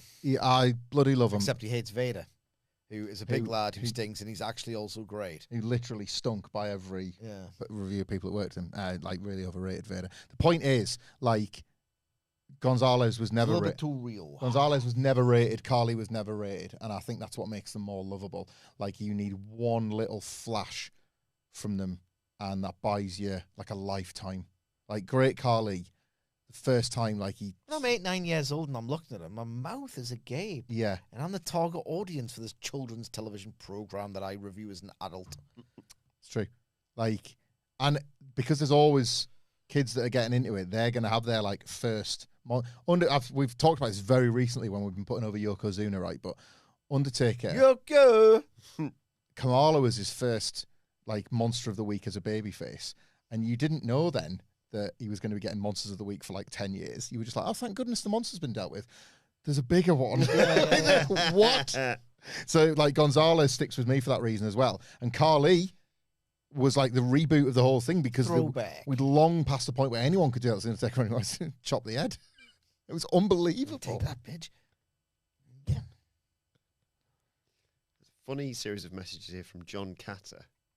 John Catter writes, Sidge, when I was a kid, Threads had just been in TV. Oh, God. Oh, yeah. And that TV got rolled in and we had to watch it. I was 8. They put Threads on at school. What's Thread? Oh, you got to watch it, brother. Heard of Threads? No, you can't do watch John Catter it. then subsequently wrote, apologies on last message. I was walking and typing. There was the odd typo in this. Wilbourn, quick synopsis, right? The 80s, where fear of nuclear war was at its absolute peak, at its absolute highest. The BBC, I think, probably in line with like a company that would work on like schools, videos that are designed to scare kids into not making mistakes, right?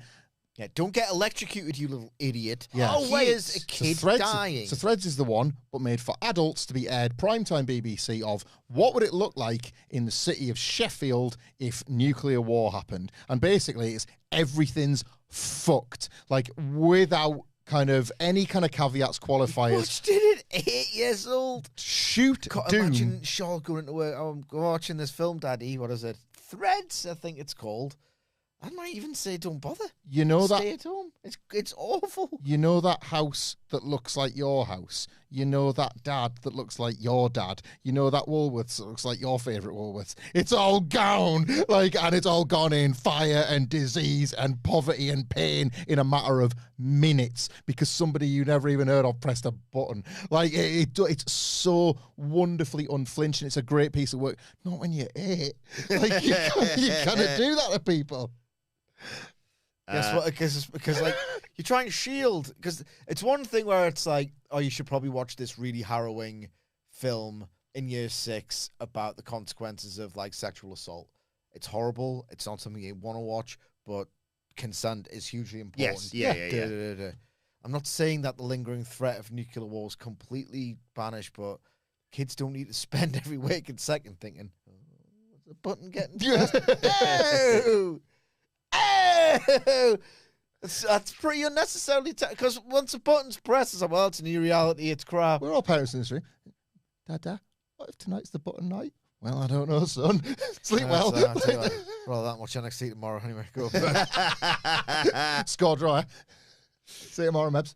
But I'll leave the final comment. Oh, by the way, Mark Lee Willis has a message for me to ask if I've shown you two. Did you see the cartoon he tagged me in? I'll show you afterwards. I'll show him afterwards, Mark. But I'll leave the final question here to JL. Oh, yes, sorry. John Catter's back. Yes, I was scarred. Yeah. Unbelievable part of that. Oh, and Mimi, when she was in 8th grade, was shown birds in the auditorium. I assume that's... The Hitchcock one? Yeah, I assume that's Oh, Hitchcock. that's pretty terrifying. I didn't sleep for a week, she says. I was probably scared of that. I'll leave the final comment here there to JL Pirolo, who says, AEW appears to be allowing their crowd to have free speech. The issues in the US and WWE supporting the administration behind it, why do people support them? Money is one way to fight back. Yeah, there was definite ice chants again, wasn't there? Obviously surrounding Brody King, and there was all that furor around it last week. It's getting very political, all this. Everything gets political more by the day. What's the actual question? Well, why do people support WWE, I suppose, in this regard? Ask Hamflett, he's the one who's got no morals. We're having some fun with this if you listen on the audio while Sid rubs his Newcastle crest. I'm a tit. This is not like a sort of hot take or anything, I don't think. Everything is politicised, probably more so in terms of entertainment than it's ever been, actually, because of influential figures like this WBD thing that I'm aware of. Like the kickoff last week, as much became about who won its own responsibility for the kickoff because of what different business interests that protects and doesn't protect, because like, if it gets misreported that somebody asks for those chants to be censored or quietened down and that looks bad on them, and what does that mean and all of that. It is, I personally believe, and this is not telling anybody to think differently or have a value judgment, I think it's grossly unfair on us as little serf, SERF consumers to be boxed in so brutally by that. And I say that as like a knackered, like an exhausted, tired socialist that could be doing better. That's where I am. Like, I'll own all my flaws in that regard as well. Sidge, I felt a certain sympathy for Newcastle United fans for being forced all of a sudden to take a stance by continuing to support the football team. Like, because I wouldn't judge anybody for either. If you were going to leave Newcastle United forever, or you were going to decide, you know what, I'm just going to have to wave that one away and continue to support the club, I wouldn't judge either side for it. And I apply that to, like, anything, really, not just WWE. I apply it to anything. It's always, I used to say this all the time, far more cynically, because we were just dicking about in a Wednesday Night War, but I would say, I remain steadfast on the idea that there's no such thing as a babyface billionaire, and anybody that's made £1 billion has done it through some pretty awful means along the way, and you have to be very wary. And I don't fault AEW for this, by the way, but I would just personally be wary of asking for AEW to be this, like, bright light of your entertainment consumption, because odds are there's some probably dark stuff under the hood somewhere. That's the grim reality as I see it. It's not nice that a lot of it through WWE right now is like naked and out front. I don't right like, in your face as well. I don't like that anymore. I didn't like the chudification of it in 2025, and I don't like the continued chudification as long as that is the way the political winds are blowing. I am confident they will one day blow back another way, and then you will watch that get reverted. Yeah. Be really careful making false idols of any company. And as a joke around Dr. Fed, whatever, don't necessarily hold AEW to that standard either, because you don't know. Enjoy the wrestling product you enjoy, and that would be my take on it. My take is I'm the worst person to... I'm literally sat here wearing Newcastle United merchandise. There are ties between WWE and Newcastle. I'm too old and defeated by the world. I don't think personally I can make any kind of change even by boycotting something. It's the most impossible thing to answer realistically, a solution to all of this. The only I don't, unless it's like outright, this exists to misinform you. Like there are certain film production companies who make movies enjoyed by certain ex-commentators. That would be a line for me. But like the whole point is just to misinform, right? I'm too old. I don't think anything can really be helped at this point. I think we're on an inexorable descent into everything's going to be broken forever. Sorry. I've literally just watched content about post-Thatcherite Britain and how it's all in a complete state of irreversible neglect, wherein the only thing you can do realistically if you want to go out in these towns and escape the drudgery of your home life is to go to shops. Oh, wait. Amazon, a big Amazon factory that you can't even see on the horizons, ruined all that as well.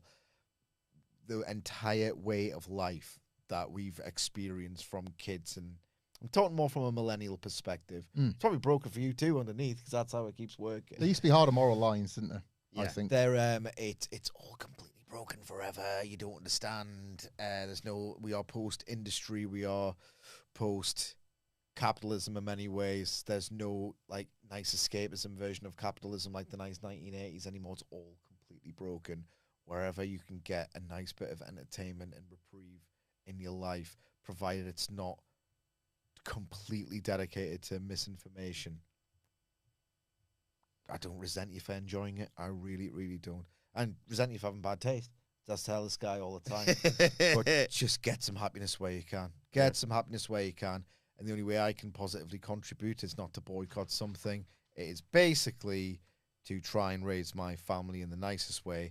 And if enough of us do that independently of one another, maybe things will get better. I mean, got better for you. You've just seen it. It's cack. So maybe good news is on the way already. bit of caboose sliding in. Bit of caboose. Right, let's know your thoughts on everything we discussed, including... Sorry, I just need to see a picture. Chris keep talking. in the comment section below, or on X at WhatCulture WWE. Watch, they can follow all four of us, sort of. You can follow Michael Hamflett at... Michael Hamflett or HamflettX@gmail.com. Follow Michael Sidgwick at... I'm Sidgwick. Follow me at Adam Wilbourn. Follow our brilliant producer Adam Nicholas at... Follow all of us at WhatCulture WWE. And make sure you subscribe to WhatCulture Wrestling, wherever you get your podcast from, for daily wrestling podcasts. Raw Preview is available right now. But for now, this has been the AEW Grand Slam Australia review. My thanks to Hamflett, to Sidgwick, to Nicholas. Thank you for joining us. And we will see you soon.